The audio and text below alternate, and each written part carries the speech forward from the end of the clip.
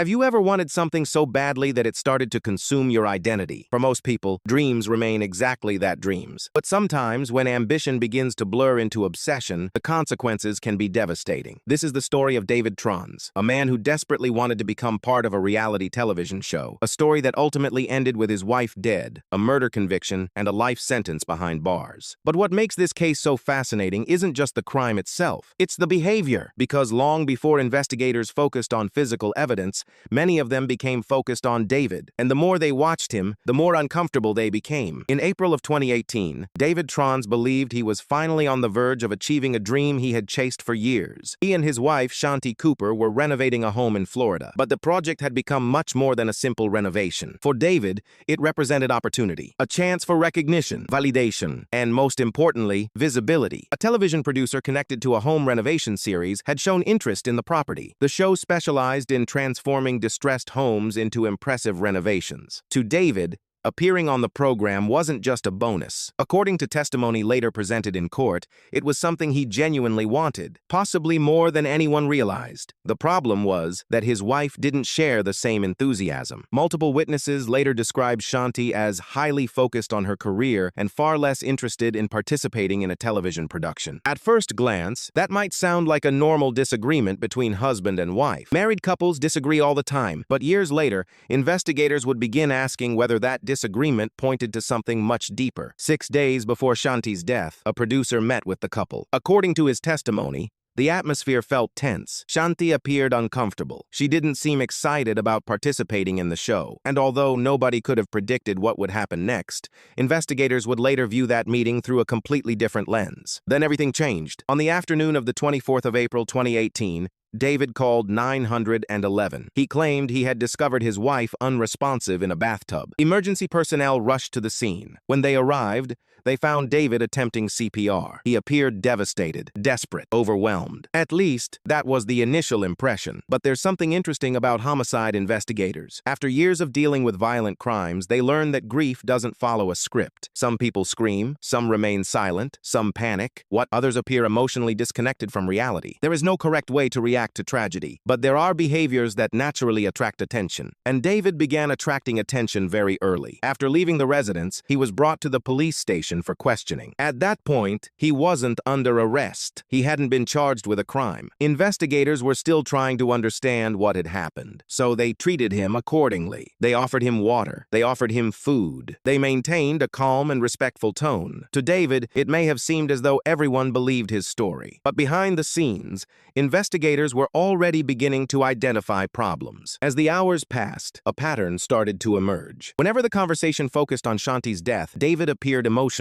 His voice changed. His breathing changed. He seemed on the verge of tears. But whenever the topic shifted to the home renovation or the television opportunity he had been pursuing, something unusual happened. The distress seemed to disappear almost instantly. His speech became organized. His thoughts became clearer. His energy returned. To investigators, that stood out, because genuine emotional reactions are often chaotic. They don't typically switch on and off like a light switch. Of course, that alone doesn't prove guilt, but it raises questions. And in homicide investigations, questions matter. As investigators examined David's timeline more closely, additional concerns began to surface. He claimed he had gone for a walk. He said he completed various tasks around the property. He described what sounded like a fairly normal day, until the moment he allegedly discovered his wife in the bathtub. But the physical evidence appeared to tell a different story. Investigators observed severe injuries, far more severe than what would normally be associated with an accidental fall. There was significant trauma, bruising, swelling, signs consistent with a violent assault.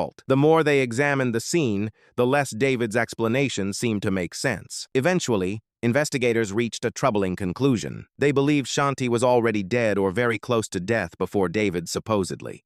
That conclusion completely changed the direction of the interview. Up until then, detectives had been listening. Now they began confronting. One investigator started pointing out inconsistencies. She questioned details. She revisited parts of the story that no longer appeared plausible. And throughout the entire process, David continued insisting he was innocent. Then came one of the most important moments in the entire investigation. The detective confronted him directly. She explained that the injuries weren't consistent with the version of events he had described. She told him she believed something had happened inside that house before he left. And then she asked the question everyone was thinking. Did you kill your wife? The answer came immediately. No, she pressed further. Did you assault her? No. Did you beat her? No. Did you strangle her? Absolutely not. The denials continued. But something else was happening inside that room. The detective was no longer trying to determine whether David was involved. She was trying to determine how far he was willing to maintain his story. As the hours stretched into the early morning, the atmosphere changed completely. The patience disappeared, the sympathy faded, and at one point, the detective made a direct accusation. She told him she believed he was performing, that he was acting, and she pointed out something that had caught investigators' attention throughout the interview. Despite appearing to cry for hours, nobody had seen a single tear. Now it's important to remember that not everyone cries when they're grieving. That fact alone proves absolutely nothing. But from the detective's perspective, it wasn't just one detail. It was one piece of a much larger puzzle. And that puzzle was beginning to form a picture she no longer believed was consistent with innocence. The interview ended without a confession. No dramatic revelation. No admission of guilt. David maintained the same story from beginning to end. For a brief moment, it may have seemed as though the investigation had reached a dead end, but in reality, it was only beginning. Over the following months, investigators continued gathering evidence, witness statements, forensic analysis, crime scene reconstruction, financial records, relationship dynamics. Everything became part of a much larger puzzle.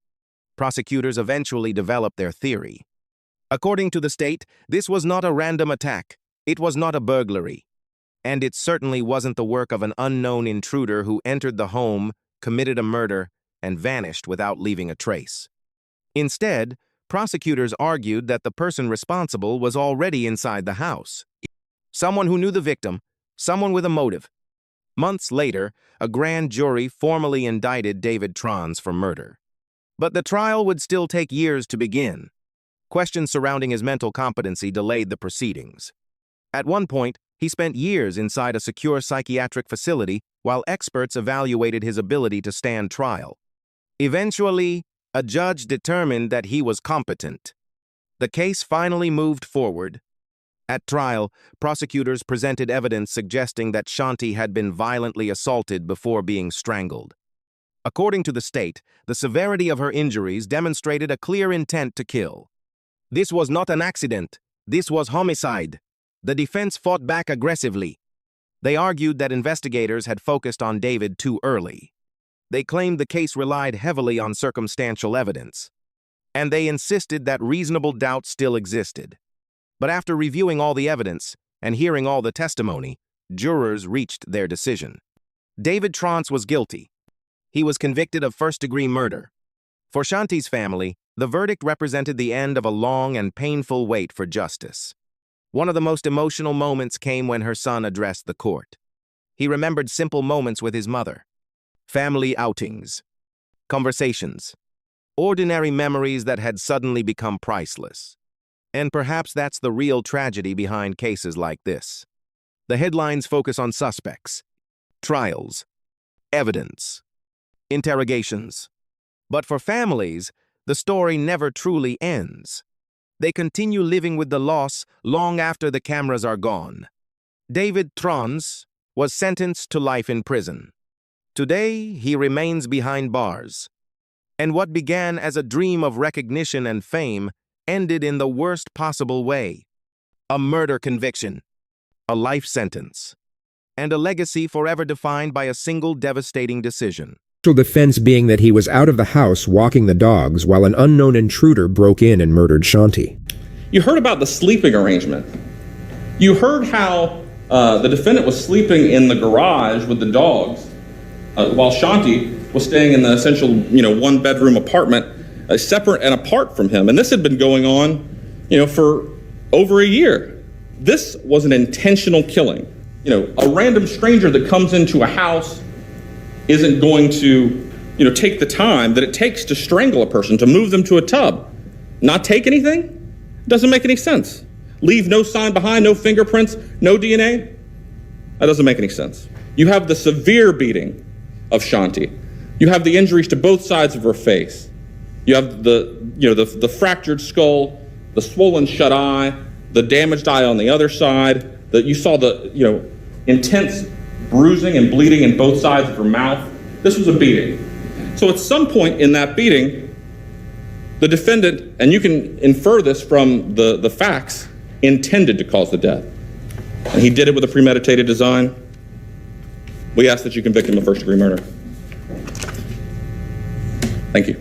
The defense mainly tries to evoke empathy for the defendant, but it ends up just roasting the fake crazy out of him. Shanti's the only source of the income. She's the breadwinner. He does nothing other than take care of the pool and the dogs. It's about circumstantial evidence, pure supposition, all steered by Teresa Sprague, who prejudged this case based upon a phone call received from her from an officer at the scene about these crocodile tears. This is just a hunch, ladies and gentlemen, a hunch. If you hear hooves, think horses, not zebras, sort of thing, because that's the point. You don't get to fit a square peg in a round hole because it's convenient. And that's what happened here. With the rush to judgment, with the confirmational bias, those two detectives went into a room with David Tronnes and worked him over. He sat there for 16 hours, bared his soul to them, literally and figuratively, told them what he knew, told them what he saw. The government's the one spinning here. The government's the one taking the insignificant and stacking them into a pyramid, and I'm confident that after carefully deliberating that you'll come back and return the only just verdict in this case, and that's a verdict of not guilty. Thank you. Verdict reads, we, the jury, find the defendant guilty of first-degree murder as charged in the indictment.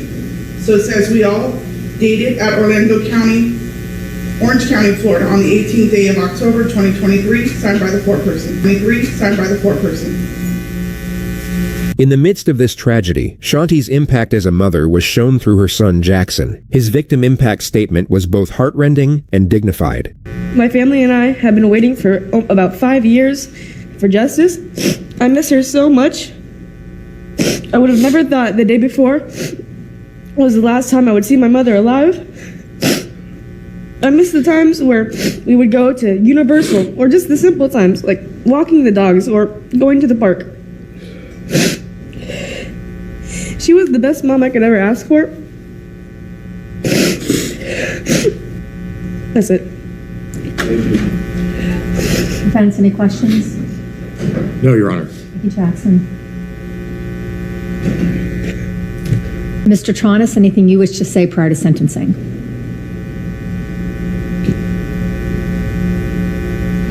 I think you just said no, is that right? Okay.